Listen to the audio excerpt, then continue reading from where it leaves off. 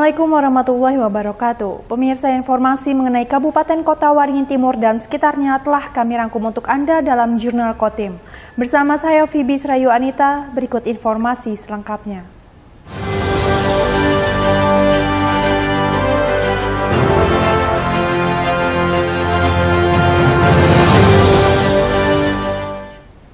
Berita pertama hari ini pemirsa, sebanyak 8.720 pemudik diprediksi akan bertolak dari Pelabuhan Sampit, Kabupaten Kota Waringin Timur pada arus mudik Lebaran tahun 2023 ini.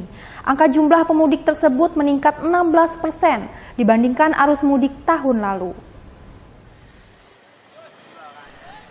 Jumlah pemudik yang bertolak dari Pelabuhan Sampit, Kota Waringin Timur tahun ini diperkirakan akan mengalami peningkatan dibanding dari tahun sebelumnya.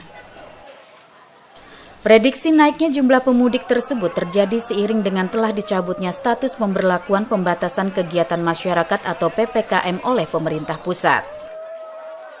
Kepala Kantor Kesyah Bandaran dan Otoritas Pelabuhan Kelas 3 Sampit, Kapten Miftahul Hadi mengatakan, berdasarkan perhitungan Kementerian Perhubungan akan terjadi peningkatan jumlah pemudik sebanyak 16,5% di seluruh wilayah Indonesia. Maka dari itu, pihaknya memprediksi sebanyak 8.720 pemudik akan bertolak dari Pelabuhan Sampit pada arus mudik tahun ini, baik tujuan Surabaya maupun Semarang. Kondisi sudah dicabutnya PPKM dan kondisi masyarakat juga dari pandemi sudah ke endemi ya, otomatis akan meningkat. Nah, untuk peningkatan itu prediksi dari pusat itu kan 16,5%. Ya, kita ikuti prediksinya seperti itu, 16,5%. Tahun ini berapa Pak? Di 8.720. Guna mengantisipasi lonjakan penumpang, KSOP telah meminta tambahan armada angkutan laut baik kepada PT Pelni maupun PT Dharma Lautan Utama. Masud Badarudin, Hayat TV. Peristiwa keracunan massal terjadi di Sampit, Kabupaten Kota Waringin Timur, akibat mengkonsumsi takjil atau menu kudapan berbuka puasa. Namun peristiwa itu diakui pedagang tidak terlalu berpengaruh terhadap penjualan takjil di Pasar Ramadan Sampit. Beberapa hari lalu, peristiwa keracunan massal melanda warga Sampit, Kota Waringin Timur. Jumlah korban mencapai 84 orang, bahkan terdapat 1 di antaranya meninggal dunia. Keracunan ini disebabkan para korban menyantap takjil kue ipau yang dibeli dari salah satu tempat penjualan kue Ramadan di Kecamatan Baamang. Kendati demikian, peristiwa tersebut dirasa pedagang tidak terlalu berpengaruh terhadap penjualan takjil, seperti penjualan takjil di Pasar Ramadan di kawasan Taman Kota Sampit yang masih ramai diserbu pembeli. Menurut pedagang, hasil jualan takjil mereka tidak terpengaruh dengan adanya peristiwa keracunan tersebut dan omset dari penjualan takjil tetap normal seperti biasa. Nggak ada, alhamdulillah, nggak ada pengaruh. Masih normal ya? Normal. Kalau sehari bisa menjual berapa? Sehari bisa omsetnya ya? Iya. Dapat 1,5 juta. Tidak ada pengaruh sama sekali ya? Nggak ada. Kalau yang paling laku apa Bu? Tingkat kentang, sumapan, gorengan.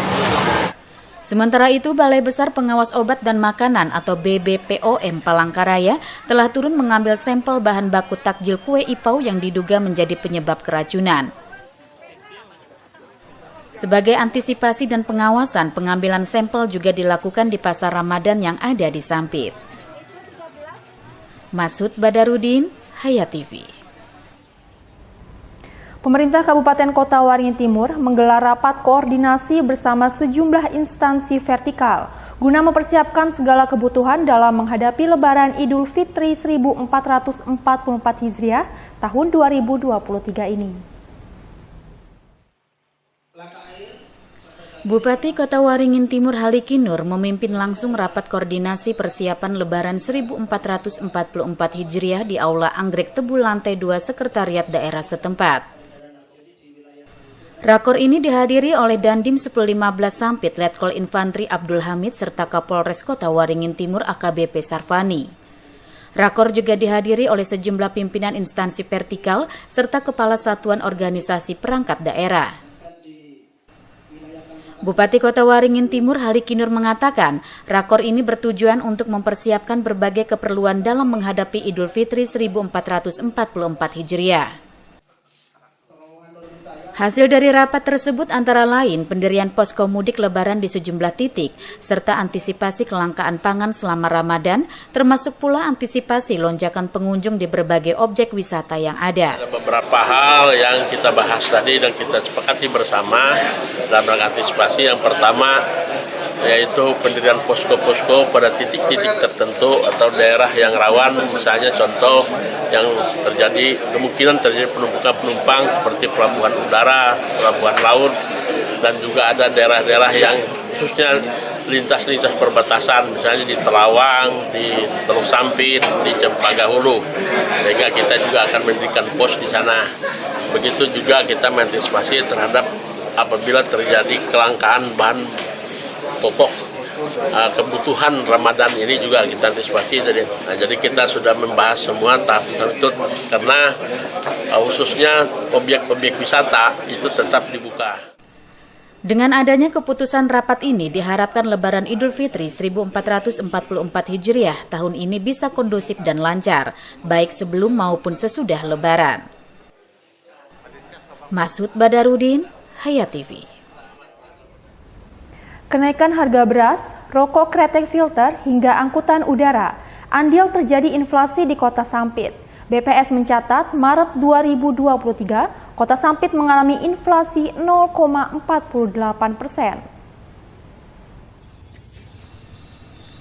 Perkembangan harga berbagai komoditas pada Maret 2023 di Sampit secara umum menunjukkan adanya kenaikan. Berdasarkan hasil pemantauan BPS pada Maret 2023 di Sampit mengalami inflasi sebesar 0,48% atau terjadi kenaikan indeks harga konsumen dari 117,23 pada Februari 2023 menjadi 117,79 pada Maret 2023. Dengan tingkat inflasi tahun kalender pada Maret 2023 sebesar 0,69 dan tingkat inflasi tahun ke tahun sebesar 5,11%. Inflasi di Sampit terjadi karena adanya kenaikan indeks harga pada beberapa kelompok pengeluaran, yaitu pada kelompok makanan, minuman, dan tembakau, kelompok transportasi, kelompok perawatan pribadi dan jasa lainnya, kelompok pakaian dan alas kaki, kelompok perumahan air listrik dan bahan bakar rumah tangga, serta kelompok kesehatan. Sedangkan kelompok rekreasi, olahraga dan budaya, kelompok pendidikan, serta kelompok penyediaan makanan dan minuman atau restoran relatif stabil. Sementara kelompok pengeluaran yang mengalami deflasi atau penurunan IHK di Sampit pada bulan Maret 2023 adalah kelompok perlengkapan peralatan dan pemeliharaan rutin serta kelompok informasi, komunikasi, dan jasa keuangan. Beberapa komoditas yang mengalami kenaikan indeks harga dan memberikan andil inflasi di Sampit pada Maret 2023 antara lain beras, rokok kretek filter, bensin, cabai rawit, ikan tongkol, kangkung, angkutan udara, bawang putih, rimbang, dan pasta gigi. Sementara itu beberapa komoditas yang mengalami penurunan indeks harga antara lain bawang merah, ikan selar, daging ayam ras, semangka, udang basah, nangka muda, cumi-cumi, ketimun, sampo, dan ikan lele. Yunus Muhammariza, Hayat TV. BPS mencatat pada Maret 2023, Kalteng mengalami inflasi sebesar 0,50% dengan IHK sebesar 116,49. Inflasi di Kalteng terjadi akibat adanya kenaikan harga pada beberapa komoditas seperti beras, angkutan udara, hingga emas perhiasan. Pada Maret 2023, Kalimantan Tengah mengalami inflasi sebesar 0,50% dengan indeks harga konsumen atau IHK sebesar 116,49. Melalui rilisnya 3 April 2023, BPS Kalteng mencatat inflasi gabungan kota Palangkaraya dan Sampit pada Maret 2023 ini terjadi karena adanya kenaikan indeks harga pada kelompok transportasi, kelompok makanan minuman dan tembakau, kelompok rekreasi, olahraga dan budaya, kelompok perawatan pribadi dan jasa lainnya, kelompok kesehatan, kelompok informasi, komunikasi dan jasa keuangan, kelompok penyediaan makanan dan minuman atau restoran, kelompok perumahan air, listrik dan bahan bakar rumah tangga, serta kelompok perlengkapan peralatan dan pemeliharaan rutin rumah tangga. Inflasi tahun kalender Maret 2023 terhadap Desember 2022 untuk gabungan kota Palangkaraya dan Sampit tercatat sebesar 0,74% dan inflasi tahun ke tahun Maret 2023 terhadap Maret 2022 sebesar 5,62%. Komoditas yang memberikan sumbangan inflasi pada Maret 2023 antara lain beras, angkutan udara, cabai rawit, bensin, rokok kretek filter, bawang putih, ikan tongkol, ikan gabus, minyak goreng, dan emas perhiasan. Sementara komoditas yang memberikan sumbangan deflasi pada Maret 2023 antara lain daging babi, bawang merah, baju muslim wanita, gaun atau terusan wanita, solar, daster, ikan selar, cumi-cumi, ketimun, dan sandal anak. Yunus Muammariza, Hayat TV.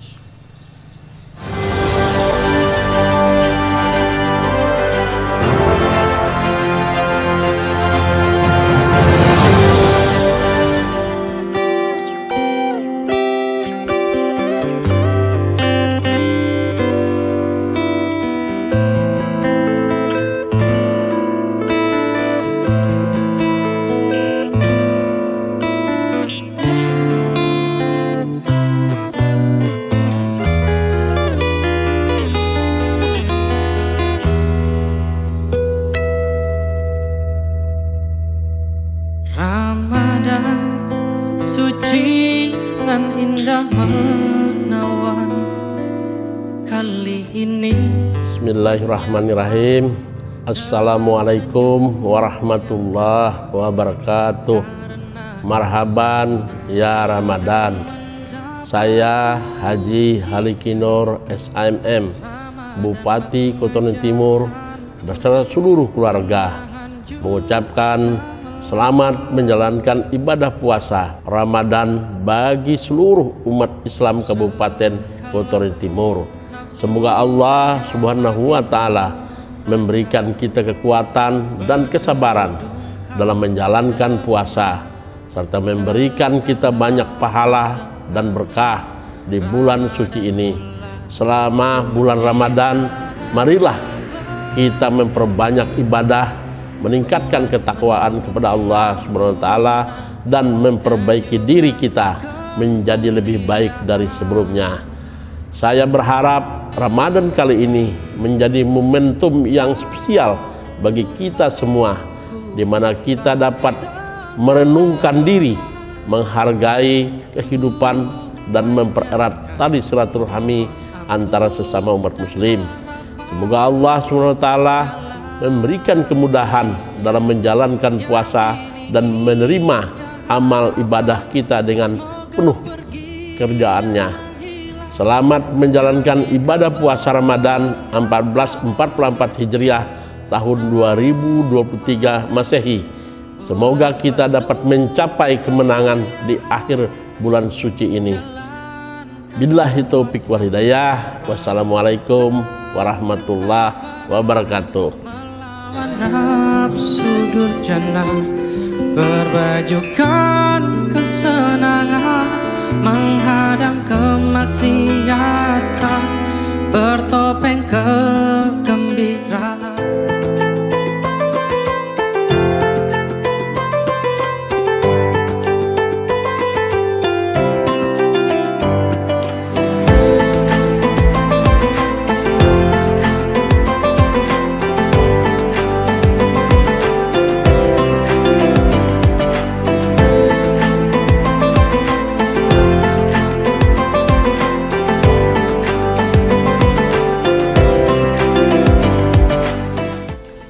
Assalamualaikum warahmatullahi wabarakatuh.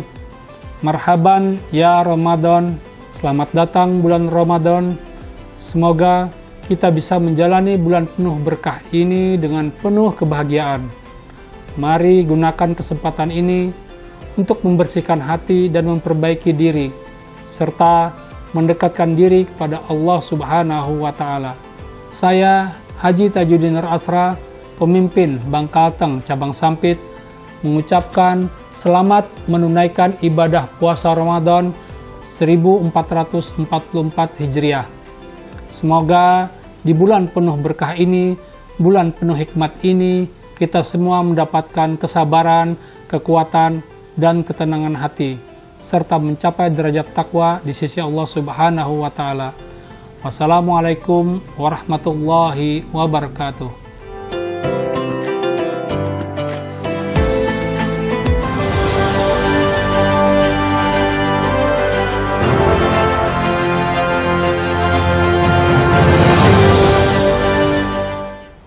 Sebanyak 253 orang peserta yang terdiri dari para guru di tingkat pendidikan anak usia dini atau PAUD di Kabupaten Kota Waringin Barat mengikuti pelatihan keterampilan mengajar. Sedikitnya sebanyak 253 orang guru di tingkat pendidikan anak usia dini atau PAUD di Kabupaten Kota Waringin Barat mengikuti pelatihan keterampilan mengajar. Kegiatan yang berlangsung di Aula Kantor Bapedalitbang ini bertujuan untuk meningkatkan kompetisi pendidik sekaligus memberikan jurus jitu dalam membuka kelas sehingga mampu menjadi guru yang unik dan menarik. Para guru juga perlu di-refresh, perlu diingatkan kembali tentang bagaimana cara pendekatan kepada anak usia dini, khususnya mengenalkan pra-keaksaraan, yaitu pra-membaca, pra-menulis, dan pra-berhitung yang menarik serta asik dan menggunakan alat-alat yang ada di sekitarnya. Kepala Bidang Pembinaan PAUD dan Pendidikan Nonformal Dinas Pendidikan dan Kebudayaan Kota Waringin Barat, Arliah mengatakan bahwa dalam pelatihan ini juga diberikan materi kepada peserta dalam menyampaikan pelajaran yang baik dengan ramah anak. Tujuannya untuk meningkatkan kompetensi pendidik PAUD, meningkatkan SDM agar mereka di dalam kelas itu tidak kaku, tidak lagi kebanyakan anak-anak malas sekolah melihat guru yang kurang ramah seperti itu. Jadi mereka guru-guru PAUD ini dibiasakan untuk selalu ramah dengan anak agar capaian pembelajaran itu dapat ditangkap. Sementara itu, Sekretaris Dinas Pendidikan dan Kebudayaan Kota Waringin Barat, Jamri, berharap dengan adanya kegiatan pelatihan mengajar ini, kompetensi yang dimiliki para guru PAUD di Kabupaten Kota Waringin Barat ini dapat terus berkembang. Harap bahwa ini guru TK adalah pendidikan dasar untuk anak, untuk membangun karakter, mencerdaskan kehidupan bangsa. Tentunya dari dasar inilah terbentuk insan-insan yang cerdas dan beretika. Ini harapan kita. Pengembangan gerak seni motorik PAUD memiliki dua aspek, yaitu buku dan lagu. Salah satu metode pengajarannya adalah metode komik dan lagu. Selain itu, dalam metode ini tidak hanya mengandalkan gerak dan lagu, namun juga didukung ekspresi wajah sesuai lirik. Menurut Lulus, metode ini sangat bagus untuk membangun gerak motorik dan akan menciptakan perasaan bahagia untuk anak. Muhammad Iksan, SBTV.